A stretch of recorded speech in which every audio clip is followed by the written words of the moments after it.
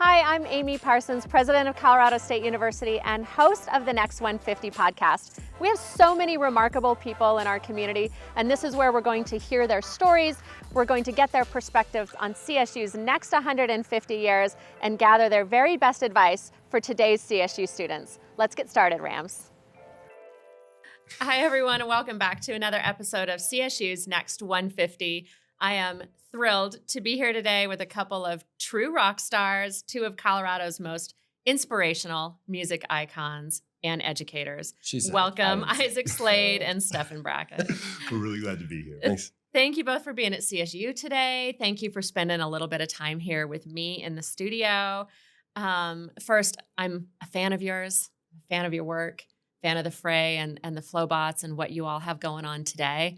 And really working to advocate for youth and music and the arts. So it's awesome that you're at CSU today, leading this work and doing what you do. So you're on campus today specifically to lead key sessions at a conference that brings together hundreds of music educators for inspiration, professional development. We're proud to host the Modern Band Summit here at CSU, also sponsored by one of our key partners, the Bohemian Foundation. Mm-hmm. So we're excited to have them on campus today, and we're all honored to have you speaking at the conference today. Great. So we're great. You are great. We'll it is great. We'll try. Well, Stephen, I'm going to actually start with you because you're a CSU alum. Yes, I am. As am I. Yeah. Go Rams. So Buffs go last. So as Buffs far as go last. we've already That is made a really rule. great life decisions. Yes, we Other have. people on this podcast, maybe not so much. Yes. Not so much. And I think, Stephen, we figured out you and I were here at basically the same time at CSU. Yeah. Which is pretty awesome. Very awesome. And both as liberal arts majors. I have a feeling that we were hanging out together in the Clark building. Yes. For some period of Had to time. have been. We had to have been. Yeah. Which I love. So Stephen Brackett, little bio on you. Stephen Brackett, also known as Brer Rabbit. Was born and raised in Denver, Colorado. Has dedicated his career to music and the arts, grassroots movements, and education. He attended CSU, Go Rams, graduated with a degree in philosophy, concentration on religious studies, and minored in sculpture. That's quite the combination. That's where the money's at, man. Clearly. That's an awesome combination. But you started with something different, you said. Computer science. That's a big shift. It is a big shift. There's no future in computer. There was none. There's no future in computer science. None, man. I'd been doing computer science actually since the 6th grade. And it was actually a hobby for me. And then I actually went to high school that had a computer magnet program. So I was like well situated. Mm-hmm. And then once I had to actually do it for assignments, and when I had to spend 48 hours writing a program that generated tax codes, I'm like, this is not for me. This is not for me. So I went back to like my great loves, which is philosophy and sculpture. Yeah. Well, we're all glad that you did. It's an awesome story. So you're known for co-founding the hip hop and rock band, the Flowbots. Mm-hmm.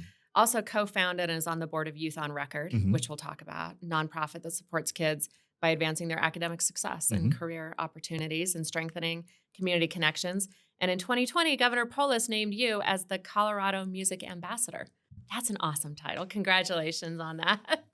And now you're the executive director of the Foundation Music School. Yes. So we're so proud of you. Oh, well, as a Ram. Just your alma mater's proud of you. I'm proud of you. Even the Buffs in the room are proud of you. Even Coach Prime. I like to make a habit of it, but we applaud you in private. Yeah, that's exactly right. So anyway, thank you for coming back. Oh, absolutely. To your alma mater. And Isaac, you've also accomplished so much on both the music performance and the education realms. I wish everybody could see their antics right now. I'm just being The overshadowed. podcast. That's all. But Isaac, you're a community leader and musician, was the lead singer of Grammy-nominated multi-platform rock band The Fray. Their debut album, How to Save a Life, sold 3 million copies worldwide. The band toured the globe for 20 years, releasing 4 albums and a greatest hits record. Amazing. Isaac co-chairs the music education initiative Take Note, alongside Colorado Governor Jared Polis and our own Chuck Morris, who we'll come back to. Legendary. Isaac also works with several organizations in the fight to end human trafficking and is also working on a variety of other projects, including running a vinyl record shop just outside of Seattle. It's definitely going to be a stop by for me. Please, next time I'm in the Neil area. Young. Yeah. So we've got a lot of ground to cover. Okay. We typically start these podcasts with a little random fact icebreaker. So I want you both to choose a little chip out of that bowl right there here on the table. And then that'll tell me what question to ask you. the CSU Ram gets to go first, Always. of course. Number 3, what was your first concert? Oh my goodness. It was the Teenage Mutant Ninja Turtle. When they dressed up as turtles. Live. Yeah. They sang? They sang, "We're the turtles. Oh, You really? can No count way. on us." Yeah. And All right. Mikey played the drums with his nunchucks and such. It was Where legendary. was that? That is It was at McNichols. McNichols Arena in Denver. Yes. They could sell McNichols Arena. They sold the it out. They Live, packed it, live yes. Ninja Turtles. Yeah, man. Okay. All right. That's excellent. I've never heard that answer Yeah. before. All right, Isaac, you go. I don't know if that counts. I mean, it's like a musical element. Well, to a circus. 4, number 4. This is going to be a hard one for you since you run a record shop now. But what's your all-time favorite record? Oh, Lord. Whoa. Which is your favorite kid? Just pick one. Everybody has a favorite kid, though. What's your favorite? You do. We can revise it Spoken to by a man say with no kid. what's your favorite record like today? Yeah, yeah, maybe, yeah. That you're like. No, I would say my favorite record is Punisher by Phoebe Bridgers. Okay. But I'm just trying to be honest, like what my Spotify would say. Yeah. Because I could be like, oh, Rumors by Fleetwood. My Spotify would be like, but yeah, that's the one I'm like, it's morning. Play. All right, cool. It's afternoon. I'm sad. I'm happy. I'm bored. Play. All right, I'll go look that one up. And bonus icebreaker for both of you. How do you know each other? We don't. Or do you know each other? When did you first meet? I Googled you 10 minutes ago. Man, when did I first meet you? Did I see you at On the dance floor? possibly the dance floor? Or I think I remember seeing you at a coffee, like doing a gig at a coffee shop No with way. Andy. Yeah, like somewhere in Wow. like Arvada or something like that. We had a mutual friend named Andy Guerrero, who's sort of like the music, social, political version of like Liberace, maybe? Wow. The Mexican Liberace? Dang, that's a solid comparison, man. I mean, he is like, fabulous. he's fabulous. And he, like, in college even, he's like, you gotta check out my band. It's amazing. And I was like, wow, that's a lot of positivity about your own music. Let me Yeah. see it. And he's held on to that and Yeah. deep into his 40s. But that was like, when I met you, it must have been over 20 years ago. Oh, We were still yeah. doing coffee shops. No, yeah. we were in, I was at CU, Denver in 2000. So it would have been just after Y2K. Well, I love this coming back together Yes. with both of you around the table going down memory lane. Stefan, let's go back a little bit to your time coming into college Yeah. and coming to CSU. Mhm. What brought you to CSU and your journey here and through college? So I was bound and determined to go to a bigger city than Denver. I just had to. And the college the high school that I went to was probably one of the most diverse in Denver at that point in time. And so I also wanted to make sure that I was going to a place that was going to be as or more diverse than where I went to. So I was applying to Morehouse, Loyola, Howard, got into all of those schools. And then my dad was like, well, how do you know college is for you? Well, I'm guessing it would be. He's like, well, why not try it in-state first to make sure that it's for you, and then see if it is for you. Then maybe go to one of those other schools where it's far more expensive. That's good advice. But then he did the most dangerous thing. He put it in my court. He's just like, do whatever you want, son, which always meant that I actually did the wisest choice. So I went to CSU. CSU was not more diverse than my high school. Fort Collins was a much smaller city than Denver, and I could not have had a better time. By the time, like maybe 2 weeks into my first semester, I'm like, this is exactly where I need to be. Nice. And just for many, many different reasons. But I also felt that like with CSU, I had the opportunity to try everything on. If I'd gone to like an Ivy League school, I wouldn't have had the chance to be a lead in a play because I'd be going against drama majors and all of these things. But like I had the chance to be in West Side Story. And like it was the first play I was ever in, kind of a thing. I was just playing basketball with one of the cast members this morning, kind of a thing. So like CSU like was the best kind of playground for me to be able to explore the dimensions and the parameters of myself. I don't think I would have become a professional musician without going to CSU, because CSU also let me dabble in music and form a freestyle club and then form a breakdancing club and a hip hop club and finding roommates who we couldn't go to bed unless we freestyled for a half hour every night. That was the rule. Like it was the perfect place for me. Oh, that's fantastic. What a great story. Uh-huh. And all the things that you studied too at CSU. I have to think that those really informed your path as an artist. Oh, absolutely. And as an activist and as an educator. When I finally settled on philosophy, and some of my other friends would be like, well, why would you do that? It's like, I come back every day after full course load with a headache from thinking so much.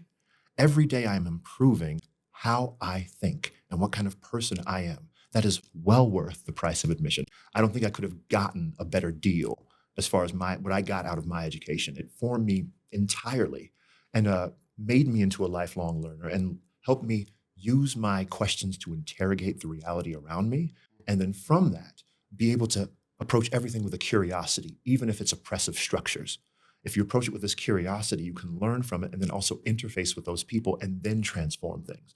That's all the stuff that I learned here with folks like Professor Dr. Bernard Rollins, like people like him, Yeah. Jim Boyd, Dr. Edward Ty, like forever have changed the way that I think. And here you are back on campus. Back on right? campus. All these years later, giving back. Oh, Right? have to pay kids it that are forward. coming up through in CSU. So Mhm. thank you for that. Isaac, let's talk about your personal journey and through college and your, early impacts that formed your artistic abilities. Yeah. Well, I started out playing music in church pretty much. So I had like a weekly gig on Sunday mornings as an 11-year-old. That's where I kind of cut my teeth. And I think I also learned that music is for the room, not just to elevate you or something, not to like get you a girlfriend. It's to like transcend collectively. And the good songs that really kind of gave the feels were these kind of awkwardly simple, dumb tunes that just like bypassed your critique Mm. and went straight to your kind of longing. So those songs, I mean, they're still in me, these hymns and these 1970s kind of Jesus movement Mhm. tunes that were little John Denver, a little Dylan-esque, a lot of like brimstone and fire, a lot of weird image, so I just got this weird education. And then I had some vocal problems. So I had to stop singing for a year when I was 13. And that freaked me out so much. I realized how much I wanted it. That was the year I started like really getting good at piano. I mean, I use good loosely, pretty good. I would have gotten fired from the Fray as a piano player like day 2. They're like, oh, he's the singer. I guess we keep him. But then kind of I got my voice back. I had these blisters. They kind of went away. I started writing songs. And when I was probably 16, I had so much abuse, so much trauma, so much like layers of soil and silt and coal all like burying me alive almost. Music was sort of the only place that I could figure out who I was and like what I think and what I want. And, kind of like writing a message in a bottle to myself. Like, okay, while I'm writing. So it became like 100% my therapy, my catharsis, my lighthouse, my map. And all the sort of the biggest songs that I've ever had were all, front lines of what I was figuring out personally at the time that I was stuck on. None of the songs I wrote, they're like, I am awesome, buy my t-shirt. Everybody's like, okay, what else you got? And then I play this like, I am a mess, a super hot mess. They're like, oh my God, it's a hit. So that was a weird thing. But yeah, I remember in college starting the Fray and realizing as hard as the Denver scene was, it was so many cover bands and Freebird people yelling for Freebird all the time. Hickenlooper, the mayor, like kicked my butt. I was interviewing him for my little Wayne's World TV show I had on Comcast Channel 5. Mhm. And I was like, the problem. I was the camera crew and the mic and the audio guy and the interviewer. I'd like ask him and then like put on the camera. And I said, the Denver music scene is really tricky and the cover bands and you don't get paid and blah, blah, sports and blah. I had all these reasons. And he just like did me in. He's like, we have more venues per capita than Austin, Nashville combined, and you have no business. He kicked my butt and basically said, like, get over it, get out there and write some originals. And I was like, geez, okay. So we like put out our EP and it all started from there. So the Denver music scene and church basically like cradled me and put us on the map. You know, I've never founded a band, but you both have. And I have to imagine there's a fair amount of entrepreneurism that goes into it. It's not like starting a business, It right? is Who your starting a business business. partners are and how you're 100%. going to brand yourself and all of that. They And don't just- tell you that it is. They don't tell you Yeah. how much time you'll be looking at like a P&L document. Yeah. It's a lot. Yeah. No, I was like 90% email, 10% music for 20 years. I mean, it's absolutely a business. Well, yeah, we've got a program now at CSU that we didn't have, unfortunately, when you were here, that Chuck Morris started here, right? His music business program. And that's a big focus that Chuck wants to Yeah. bring to students who want to go into the music business, whether they are artists and musicians themselves or they just want to be part of the business and really training that next generation of music professionals. We're really lucky to have Chuck He's here, incredible. I think, bringing up the next generation of students. So, Mhm. Yep. yeah. I might have even gone here. If it was, I'm not saying, but. You would have for sure. We'll take Yeah. that. Yeah. So pull that through for me, Isaac, and the work that you do today. Your community organizing, work with Take Note. How does your experience inform what you want to give back today to youth and the next generation of musicians? Actually, Stefan was a big part of that, and John Hickenlooper was a big part of that. A couple kind of people in the scene that sort of had this concept that if you do get a platform, it's for something, and you can't lose sight of your main thing. Like, but as long as you hold on to your main thing, you can do a second thing with it, and that really challenged me to start thinking about what are my things. And at probably 2010, 2011, I started noticing I was just spending a ton of time thinking about what everybody else's experience was like. And up to that point, I was just like, gotta pay my mortgage, gotta feed my kids, gotta, And then I was like, oh, I have just enough money to not worry about that. I'm still like 45 grand in debt, but I can look up here and be like, how's that guy doing? And in that space, I just started noticing a lot of passion for equality, I guess, and freedom. All my right nut job cowboy friends are like freedom, and all my lefty latte friends are like equality. And both are good, both are true, both necessary. Like I'm like, oh my God, neither one realizes how important the other one actually is. Cowboys would love lattes. Lefties love horses already. Come on, people, let's meet in the middle for a beer in Fort Collins. And I just started noticing like room after room after room. I just found myself in the middle of like crossfire. Like sometimes jovial, sometimes like guns out. And I'm like, no, let's just get some brisket and calm down a little bit. And I just love it. I love that space. And I love that people like never see me come in. They're like, yeah, you got nominated for, come on in, that's fine. Who are you? And I'm like, well, you made a huge mistake inviting me. So that's led to a lot of work in anti-human trafficking, a lot of work in community building on both sides, the left and the right, and then a ton of stuff in just entrepreneurial kind of nonprofit-y space.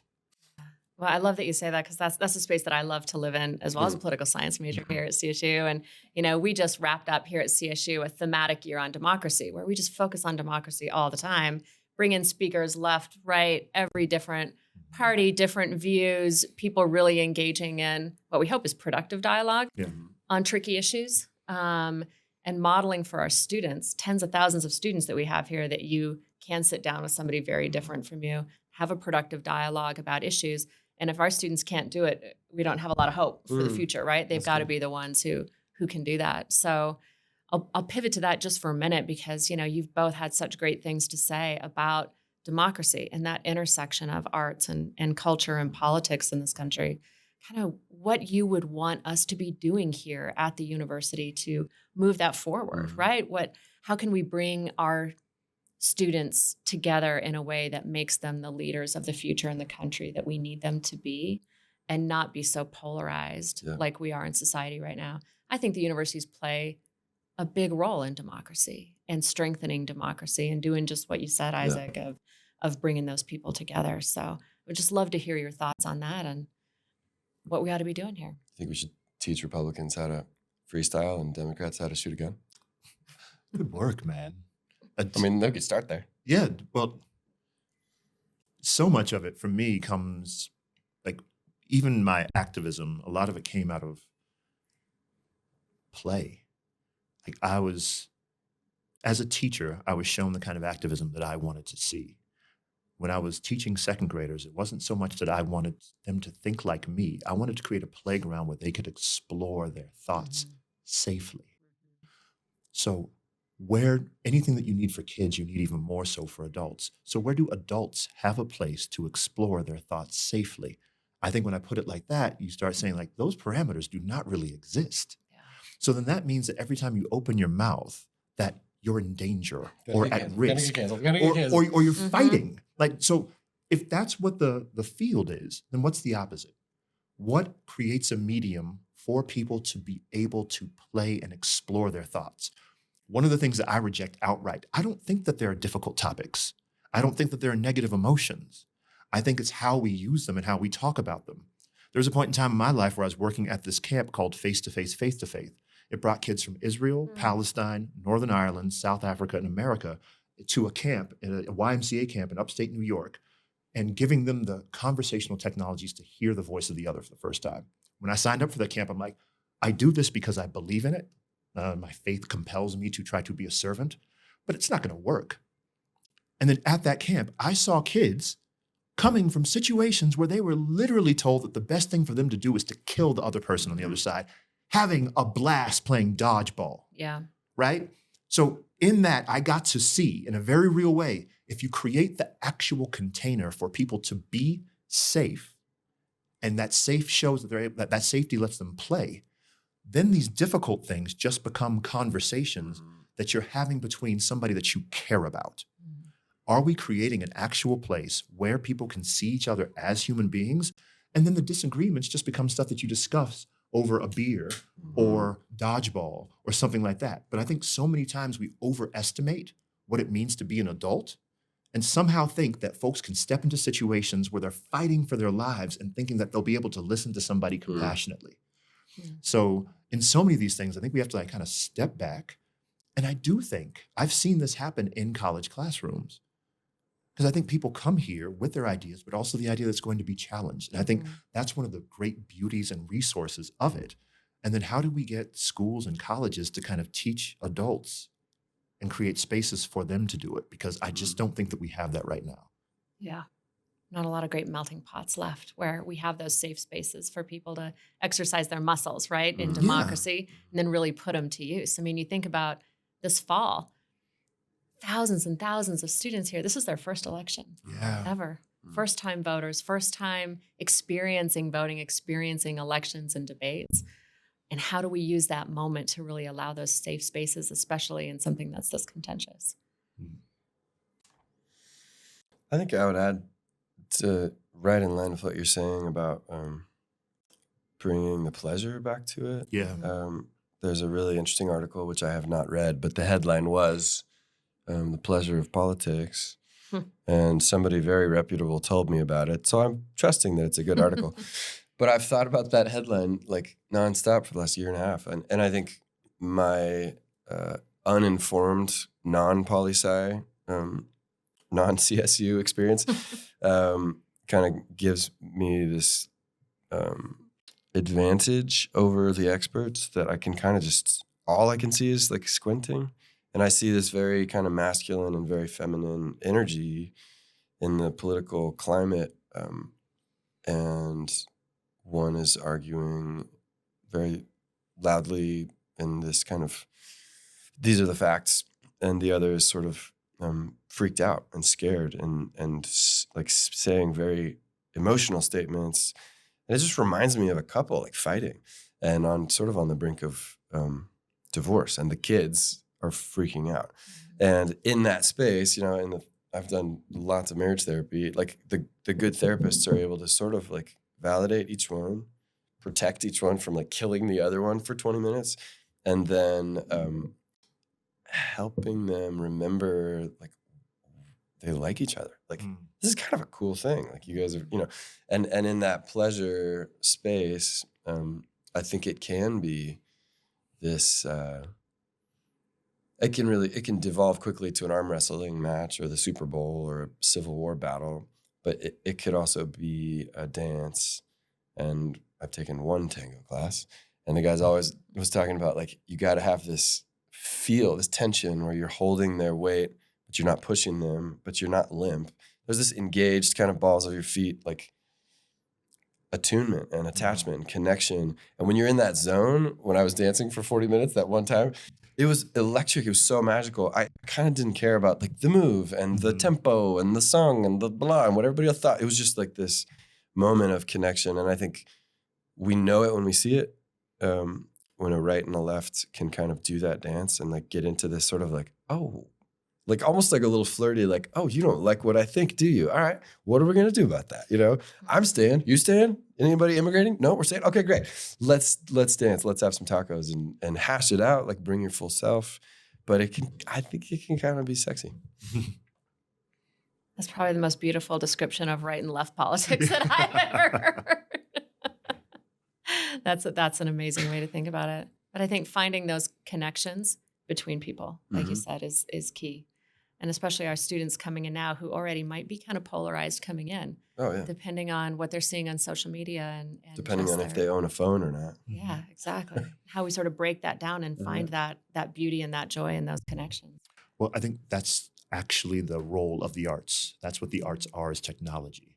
They're a way to bring people from different situations and thoughts together to have a similar experience, to have something that comes together. And then from that, you can build something. Like there's this book called Party Music. It's about the funk band that played at every single event that the Black Panthers had, right? That's an essential part of it. We hear about the politics and all of these things in the speeches, but having music be there for the people, and there was also food, right? Meeting these kind of needs that allow people to come together is something that I think we're leaving out of the equation so many times. These technologies have been with us for millennia. These connective technologies, food, dance, drink, music, and I think just applying those in the right way also helps us get a lot further along. Yeah. But if we just get a bunch of angry people into a room in a library, that's not going to go well. It's not interesting either. No. There's no tension there. And all the good stuff happens with tension. I mean, if it's all sweet and it's just like, okay, I kind of got to, if it's all salty, like you need, like all the good stuff is built on tension. And tension, like, can rip you apart. I mean, it's really hard. It's a lot easier to be like, it's this, I'm right, trust me, who's with me? But it doesn't produce answers. And it certainly doesn't produce pleasure and play. Stefan, I want to make sure that we get to talking about the organizations that you're involved with, like Youth on Record, the Foundation Music School. Talk to us about that and the work that you're engaged in now. Absolutely. Because of how I grew up, with my mother died from cancer when I was 12, and my father died from a brain tumor right before I turned 21. And there's lots of different types of things that could be described as trauma, but also as far as surviving, what allowed me to do so was like incredible friends and amazing teachers. So during those times, I never felt a lack. And it's not a coincidence that me and most of my friends ended up becoming educators, because we wanted to kind of, in so many ways, like almost karmically pay forward what had been there for us. And so in creating Youth on Record with the band Flowbots, we're just like, how can we be a part of this network of support that helped us become professional musicians? Because when we were in Denver public schools, band programs were all over the place.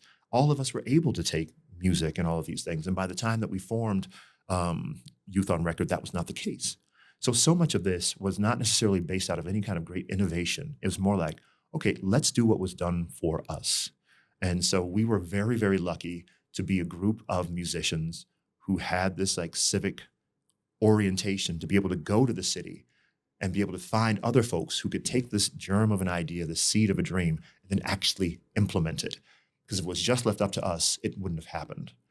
But being able to like have that goodwill, all of that trust, we're able to build it into an institution that serves like 3,000 kids a year. Wow. And that's the most proud thing for me of my like music career, is that I was able to use that. And then the addendum was, okay, all of these kids are able to be helped. Like, that felt like it kind of completed the document for me. And I'm always seeking different ways to kind of complete that document. So Youth on Record in that way. And then Foundation Music School, trying to do something similar, like for here in Fort Collins and like the Front Range, is like, how do we start introducing young people to the right of self-expression, the right that is music. And especially when we're dealing with a mental health crisis, especially with young Yeah. people and especially in this region.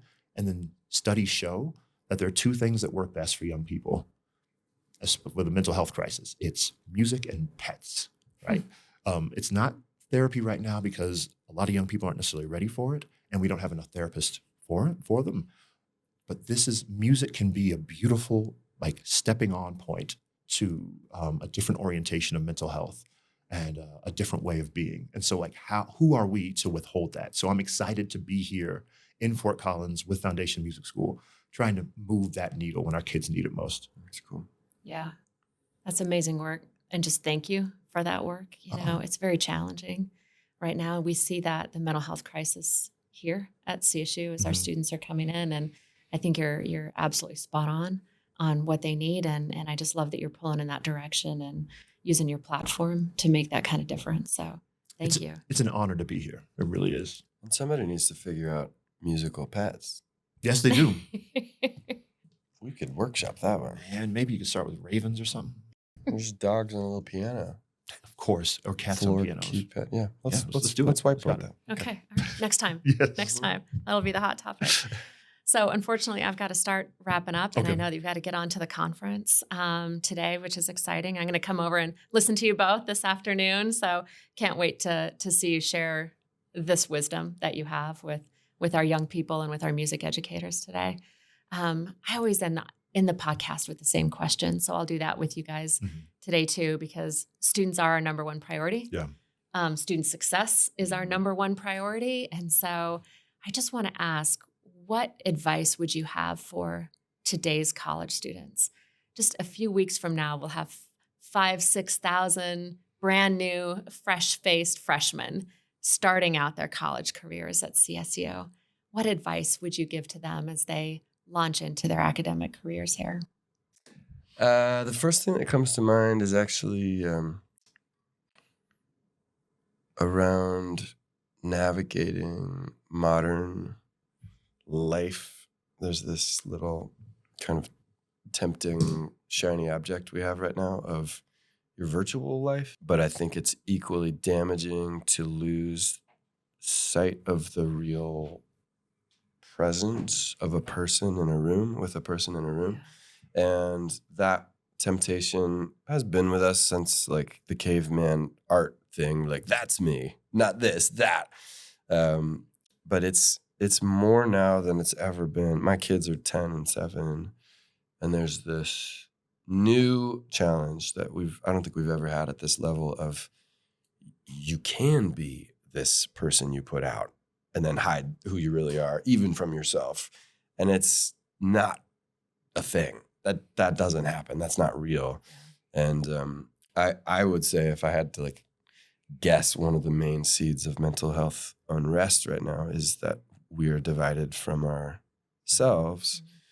And that's the division we have in our culture. That's the division we feel in our families. That's but it starts with ourselves. And that at that core, the division, is at this temptation to be like, I'm freaking out, but I'm going to put on a happy face. I'm going to post that happy face photo on Instagram, and I'm going to fill in the blank, do this and get my job and get my money and get my car and get my boat and get my thing. And then if everybody else thinks I'm good, maybe that'll trickle down to me. Actually, but that's not a thing. That doesn't happen ever.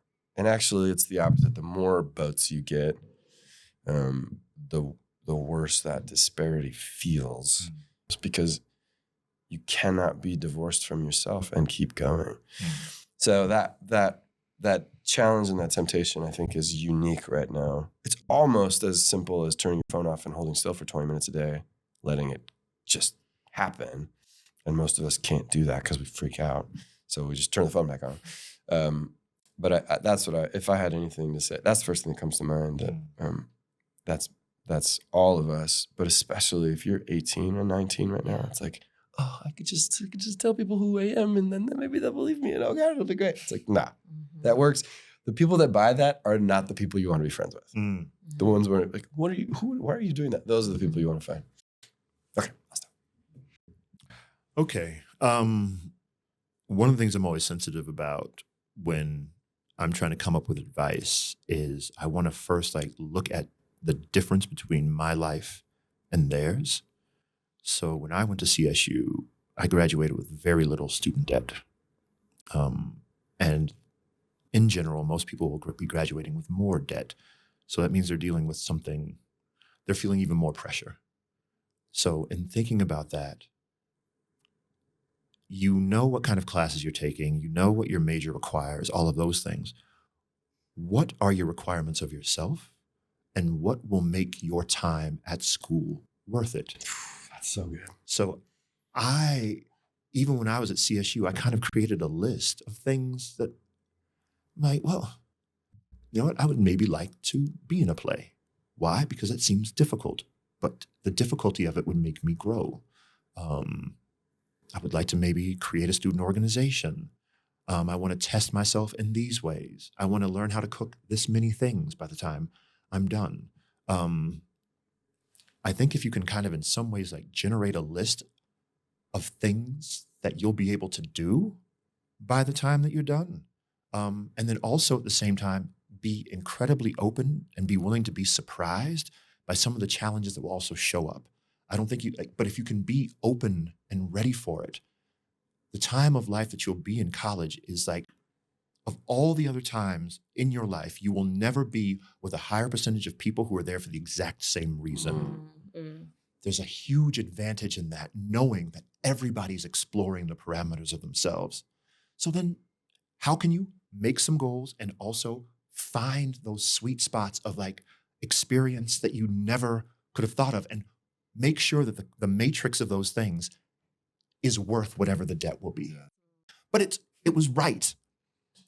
All of these ridiculous things, like forming a streaking society while I was here, and convincing all the students at CSU was like, yo, dude, no, it's a tradition. Whenever it snows for the first time of the year, everybody runs around naked. And I got hundreds of kids to do it, right? It was fantastic. I made like the streaking society, and it continued. And I'm like, oh, wait, none of us know how to breakdance. Let's form a breakdancing club. And then we formed a breakdancing club. And then like there were students who somehow found out about the club who could actually breakdance. We learned how to breakdance. And then every Tuesday, there was 300 people in the gym hurting themselves trying to learn how to breakdance. Like I learned so many things. We became an actual CSU club, and we started getting free records from the radio station. And we had an office in Lori, which I used to nap in because like the club didn't have that much stuff to do, but it was just amazing. All of the things that I got to learn about organizing, about myself, what it's like when you try to build something and have people come to it enthusiastically. None of that stuff was on the syllabus or any kind of curriculum, but it was essential in helping me find out who I was. Amazing. So like create your other curriculum that will make it worth it at the end of the day. Create your other That's so curriculum. badass. That's so I love good. that. That's gold. Well, we're going to end on that. Amazing advice. Well, Ram Nation, I hope that you're listening to this wise advice from Isaac and Stefan. And these are some of the best CSU stories that I've heard. So thank you for sharing those. Again, thank you both for being on campus today and for sharing your wisdom and your experience and knowledge with the music educators who are here for the conference today, and with our students, and just for all of the great work that you're doing out there. Yeah, thanks for having us. Yeah. And thank you for Thank your you visionary both leadership. for being here. Thank you. Yes. Appreciate you. All right. That's a wrap. Go Rams. Boop.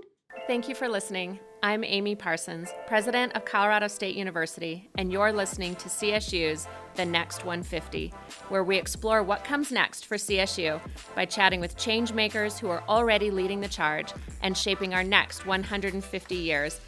I'm gathering their very best advice for today's CSU students. Stay tuned to wherever you get podcasts for our next outstanding conversation. Go Rams!